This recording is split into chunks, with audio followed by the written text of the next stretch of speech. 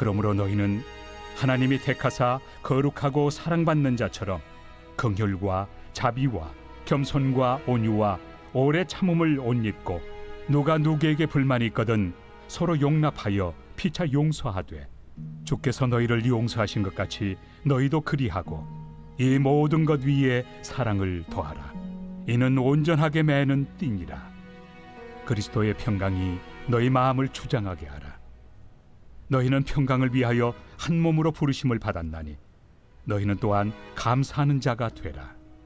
그리스도의 말씀이 너희 속에 풍성히 거하여 모든 지혜로 피차 가르치며 권면하고 시와 찬송과 신령한 노래를 부르며 감사하는 마음으로 하나님을 찬양하고 또 무엇을 하든지 말에나 일에나 다 주 예수의 이름으로 하고 그를 힘입어 하나님 아버지께 감사하라. 아내들아 남편에게 복종하라. 이는 주 안에서 마땅하니라. 남편들아 아내를 사랑하며 괴롭게 하지 말라. 자녀들아 모든 일에 부모에게 순종하라. 이는 주 안에서 기쁘게 하는 것이니라. 아비들아 너희 자녀를 노엽게 하지 말지니 낙심할까 함이라.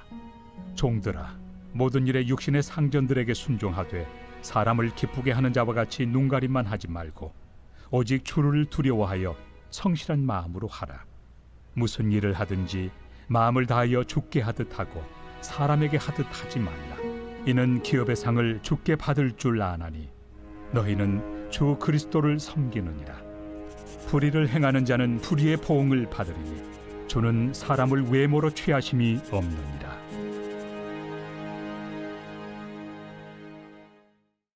상전들아 의와 공평을 종들에게 베풀지니 너희에게도 하늘의 상전이 계심을 알지어다. 안녕하십니까 사랑하는 근숙교회 가족 여러분, 7월 9일 화요일 근숙 매일 말씀 시작하겠습니다. 오늘 본문은 골로새서 3장 12절부터 4장 1절까지의 말씀입니다. 오늘 본문은 어제 본문이었던 3장 1절에서 11절 새 사람을 입으라, 이 땅의 것을 생각하지 말고 위의 것을 생각하는 자가 되어 이 현실에서도 위의 것을 생각하는 사람이 되어라는 바울의 권면을 이어서 12절 그러므로 라고 표현합니다. 그래서 하늘의 것을 생각하는 사람이 되어서 이 땅에서 하늘의 것을 바라보는 사람이 되어서 하나님이 택하사 거룩하고 사랑받는 자처럼 긍휼과 자비와 겸손과 온유와 오래 참음으로 옷 입고, 옷이라는 것은 무엇입니까? 사람들이 볼 수 있는 것을 이야기합니다. 계시록에서는 행위를 뜻하죠. 13절 누가 누구에게 불만이 있거든 서로 용납하여 피차 용서하라고 행동 강령을 개인적인 차원에서 먼저 줍니다. 그리고 15절부터 17절 말씀은 그러한 새 사람들, 새 옷을 입은 사람들, 변화된 사람들, 위의 것을 생각하는 사람들이 모인 그 공동체 안에 어떤 일이 있냐면 5가지로 얘기하는데, 평강과 감사와 지혜로 서로 가르침과 시와 찬송과 신령한 노래로 찬양하는 것과 예수님의 이름으로 모든 말과 일에 예수님의 이름으로 하는 그 공동체가 바로 그런 사람들이 모인 공동체 어딜까요? 그렇습니다. 저는 큰숲교회라고 생각합니다. 우리가 모인 공동체에서 평강이 있는지, 서로 감사함이 있는지, 지혜로 서로 가르치는지, 하나님을 찬양하는 것이 있는지, 모든 일과 말에 예수님의 이름이 있는지 한번 확인해 보시면 좋겠습니다. 특별히 여러분의 셀 모임 가운데에, 여러분의 부서 가운데에 그런 일이 있기를 주님의 이름으로 간절히 축복합니다.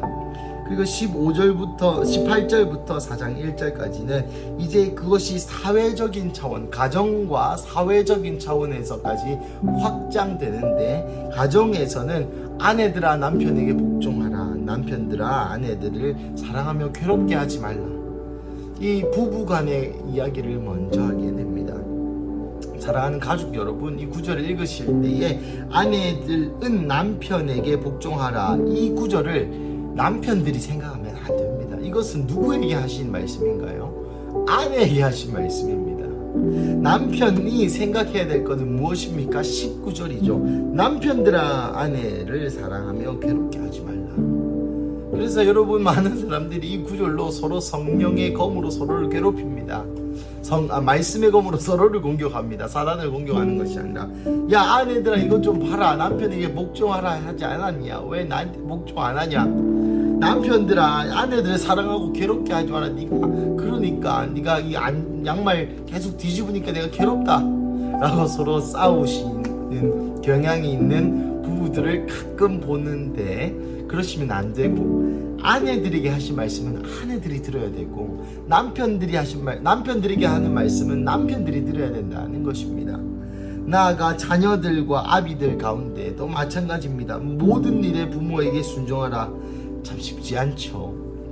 아비들아, 자녀를 노엽게 하지 말라. 이것도 쉽지 않습니다.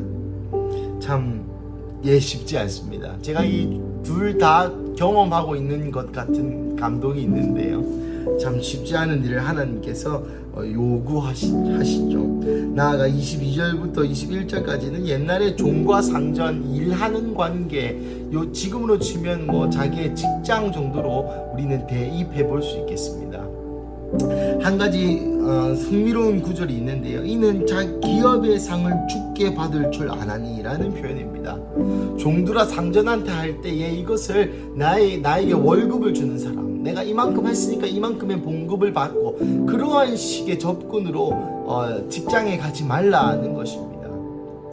왜냐하면 이는 기업의 상을 주께 받을 줄 알고 있어라. 이게 무슨 말입니까?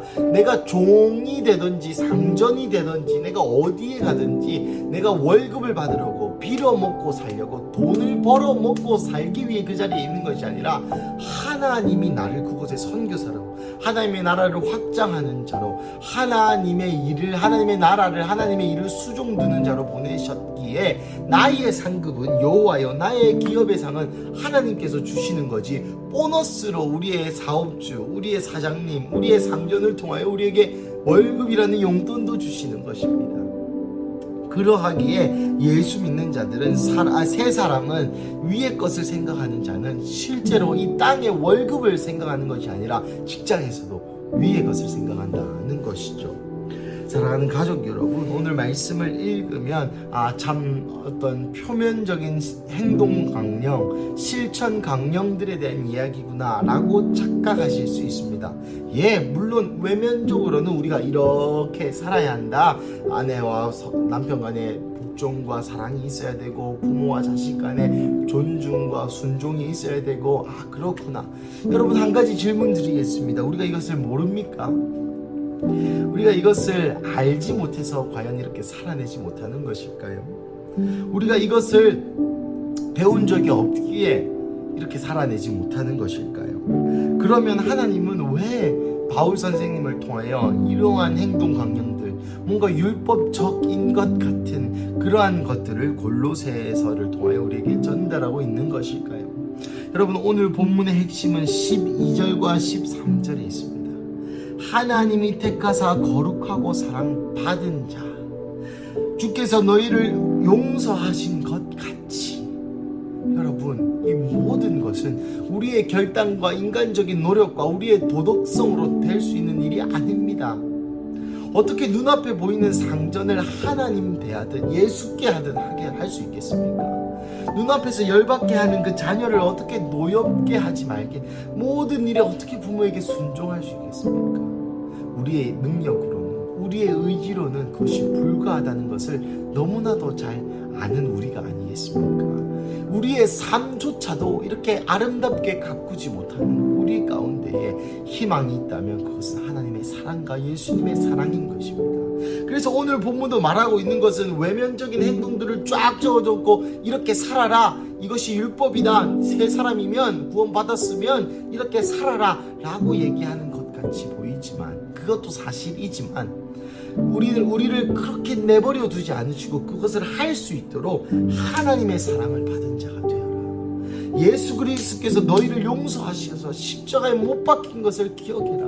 그리할 때에 이 모든 것이 가능해진다는 교훈을 우리에게 주고 있다고 생각합니다. 그렇습니다. 사랑하는 가족 여러분, 우리가 어떻게 남을 사랑할 수 있습니까? 우리가 어떻게 다른 사람을 하나님이 우리를 사랑하시는 것 같이 사랑할 수 있겠습니까? 저는 다른 사람을 위해서 제 아들을 희생시킬 마음이 이만큼도 없습니다.